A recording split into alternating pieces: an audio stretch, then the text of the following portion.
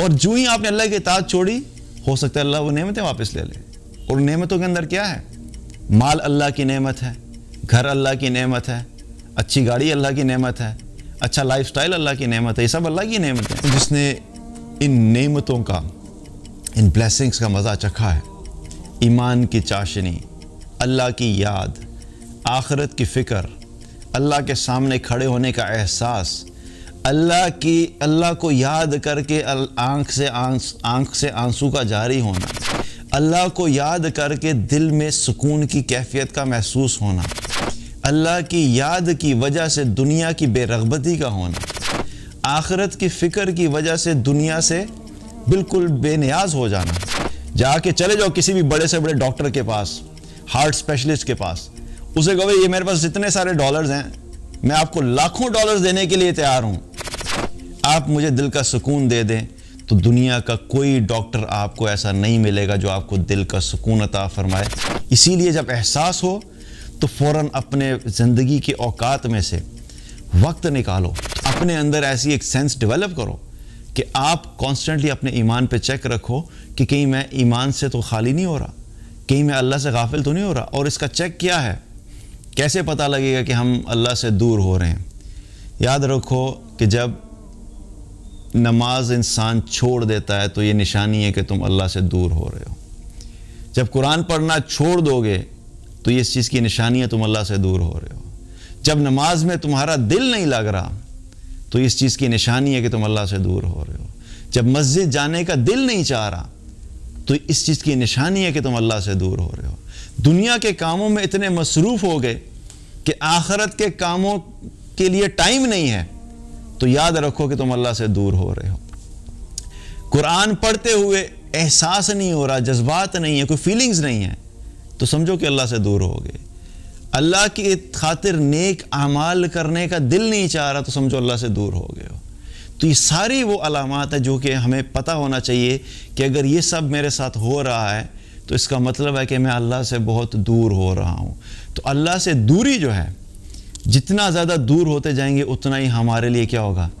دنیا کی زندگی بھی مشکل ہوتی چلی جائے گی. اللہ تعالیٰ نے قرآن میں اس کا ذکر بھی کیا، وَمَنْ أَعْرَضَ عَنْ ذِكْرِ فَإِنَّ لَهُ مَعِيشَةً ضَنْكًا. جو کوئی بھی میرے ذکر سے اعراض کرے گا، یعنی جو کوئی بھی مجھے بھول جائے گا، میری بات نہیں کرے گا، میری بات نہیں مانے گا، میری اطاعت نہیں کرے گا، مجھے بھلا دے گا، میرا تذکرہ بھلا دے گا، تو اللہ تعالیٰ نے کیا فرمایا؟ میں اس کی معیشت کو تنگ کر دوں گا. معیشت تنگ کرنے کا مطلب کیا ہے؟ اس میں ظاہر بھی ہے اور اس میں باطن بھی ہے. ہو سکتا ہے کہ اللہ نے جو آپ کو نعمتیں دی ہیں، آپ اللہ کو بھولو گے، اللہ آپ کو بھول جائے گا. جو نعمتیں وہ آپ کو دے رہا تھا، ہو سکتا ہے وہ نعمتیں واپس لے لے. اللہ نے مال دیا تھا، ہو سکتا ہے وہ مال آپ کو اللہ کی اطاعت کی وجہ سے ملا تھا. یہ کوئی لازمی گارنٹی نہیں ہے، لیکن کبھی کبھی ایسی سچویشن بھی آتی ہے کہ اللہ سبحانہ تعالیٰ کبھی کسی انسان کو اپنی اطاعت کی وجہ سے دنیا بھی دے دیتا ہے. یہ لازمی شرط نہیں ہے، لیکن ایسا ہو سکتا ہے کہ اللہ نے آپ کو جو دنیا کے اندر جو ساری نعمتیں ملی تھی وہ اس وجہ سے دی تھی کہ آپ نے اللہ کی اطاعت شروع کی تھی، اور جو ہی آپ نے اللہ کی اطاعت چھوڑی ہو سکتا ہے اللہ وہ نعمتیں واپس لے لے. اور نعمتوں کے اندر کیا ہے؟ مال اللہ کی نعمت ہے، گھر اللہ کی نعمت ہے، اچھی گاڑی اللہ کی نعمت ہے، اچھا لائف سٹائل اللہ کی نعمت ہے. یہ سب اللہ کی نعمتیں ہیں.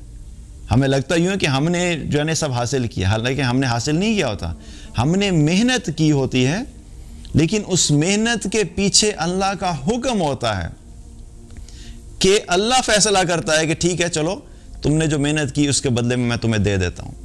لیکن بہت دفعہ ایسا بھی ہوتا ہے کہ انسان بڑی محنت کرتا ہے لیکن وہ سب کچھ حاصل نہیں ہوتا جو وہ چاہ رہا ہوتا ہے.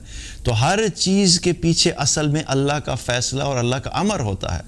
تو جب انسان اللہ کی اطاعت سے غافل ہوتا ہے تو عین ممکن ہے کہ اس اطاعت سے غفلت کی وجہ سے اللہ سبحانہ تعالیٰ جو دنیا کی ظاہری نعمتیں ہیں اللہ وہ بھی واپس لے لے. اللہ وہ سب واپس لے لے تو کیا کریں گے؟ کچھ نہیں کر سکتے. اور جب نعمتوں کے عادی ہو جاتے ہیں ہم، تو پھر اس عادت کی وجہ سے جب وہ چیز ہمارے سے چھن جاتی ہے تو چونکہ ہمارے ایمان مضبوط نہیں ہوتے تو پھر ہم ان سچویشنز کو ہینڈل نہیں کر پاتے. پھر پینک ہوتا ہے، پھر انگزائٹی ہوتی ہے، پھر پینک اٹیکس شروع ہو جاتے ہیں، ڈپریشن شروع ہو جاتا ہے. کیوں؟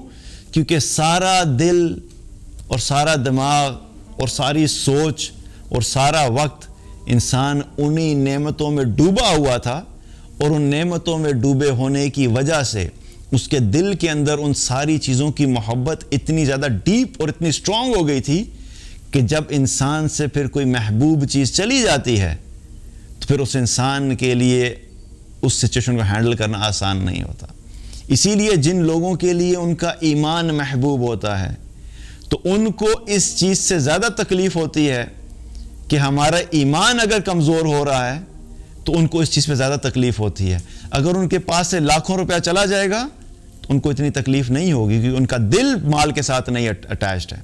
لیکن جس کا دل اس دنیا کی نعمتوں کے ساتھ اٹیچ ہوگا اور اللہ سے غافل ہوگا تو پھر اس انسان کو اسی چیز کے اندر تکلیف ہوگی جب اس کے پاس سے دنیا کی نعمتیں چلی جائیں گی۔ تو یہ جو اللہ سبحانہ تعالیٰ کی یاد سے غفلت ہے، اس کی وجہ سے کئی دفعہ یہ بھی ہو سکتا ہے کہ اللہ ظاہری نعمتیں آپ سے واپس لے لے، لیکن اس سے زیادہ بڑا نقصان کیا ہے، اور اس سے زیادہ بڑی جو انسان کے لیے پریشانی کی بات کیا ہے کہ اگر اللہ تعالیٰ نے کسی انسان کو اپنی اطاعت کے نتیجے میں مطمئن دل دیا تھا، اندر سیٹسفیکشن تھی، اندر سکون تھا، اور اندر ایک خوشی کی کیفیت تھی، اندر انسان بڑا ہلکا محسوس کرتا تھا، جہاں بیٹھتا تھا، جدھر جاتا تھا، ہر حال میں اس کے دل کے اندر ایک سکون کی کیفیت تھی، لیکن وہ کس وجہ سے تھی کہ وہ اللہ کو یاد کرتا تھا، اللہ کو یاد رکھتا تھا اور اللہ کی اطاعت والی زندگی گزارتا تھا۔ اور جو ہی اس نے وہ چھوڑ دیا تو کیا ہوا؟ اللہ سبحانہ تعالیٰ نے اس کے دل کے اندر سے وہ ساری کیفیات واپس لے لیں۔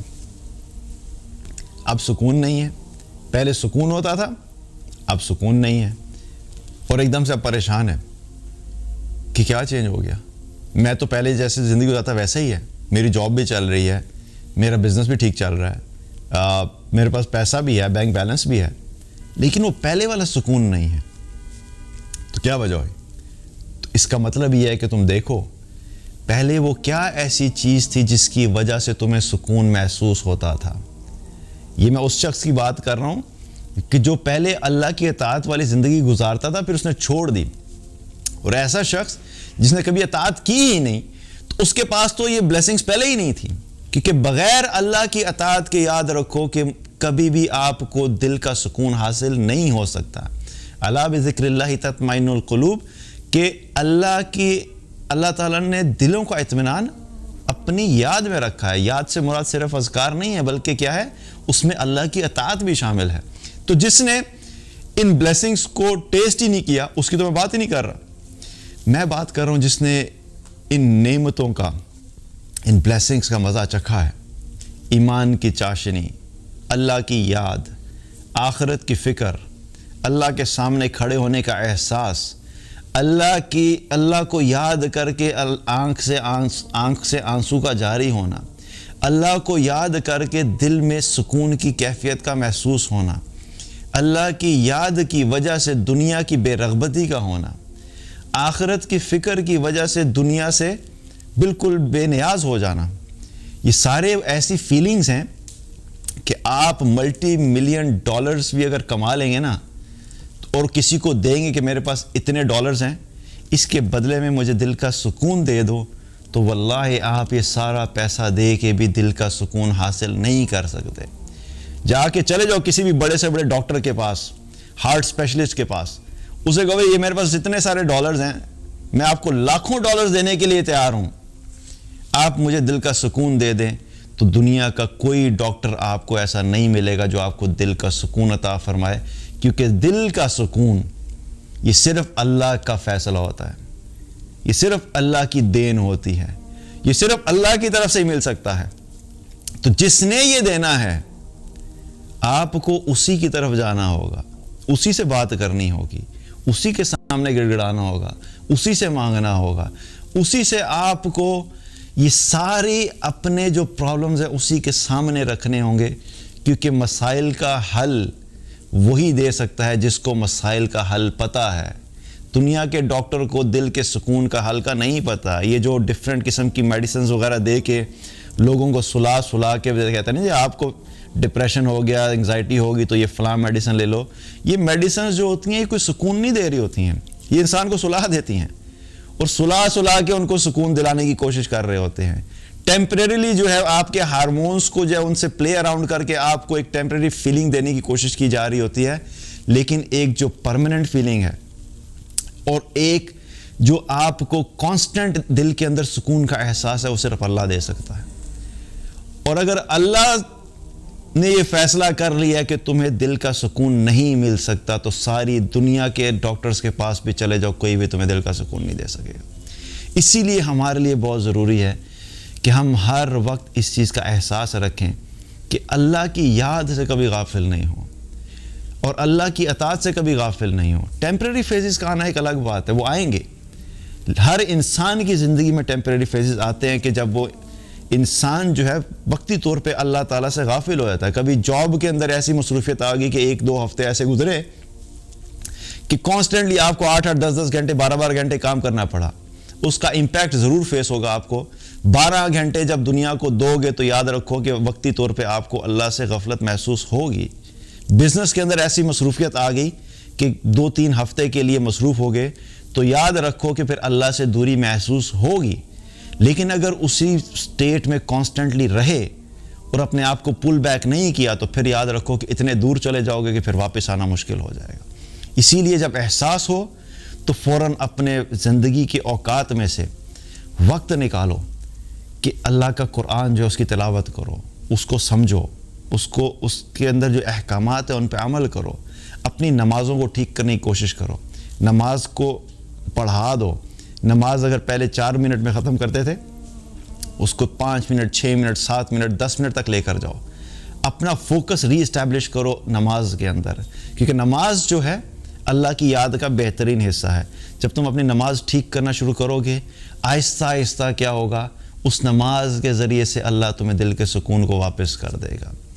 کیونکہ اللہ تعالیٰ نے کیا فرمایا، اقیم الصلاۃ لذکری، نماز قائم کرو میری یاد کے لیے.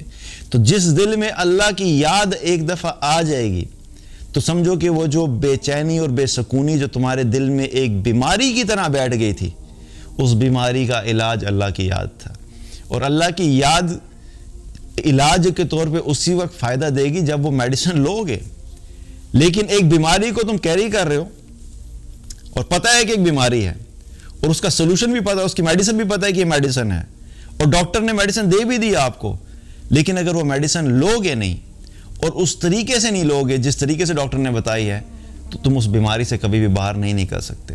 ساری دنیا کی اور میڈیسنز ٹرائی کر لو، لیکن اگر تم ایگزیکٹلی اسپیسیفکلی وہ والی میڈیسن نہیں لوگے جو کہ ڈاکٹر نے تمہیں اس بیماری کے لیے پرسکرائب کی ہے تو پھر یاد رکھو کہ وہ بیماری تمہاری کبھی ٹھیک نہیں ہو سکتی.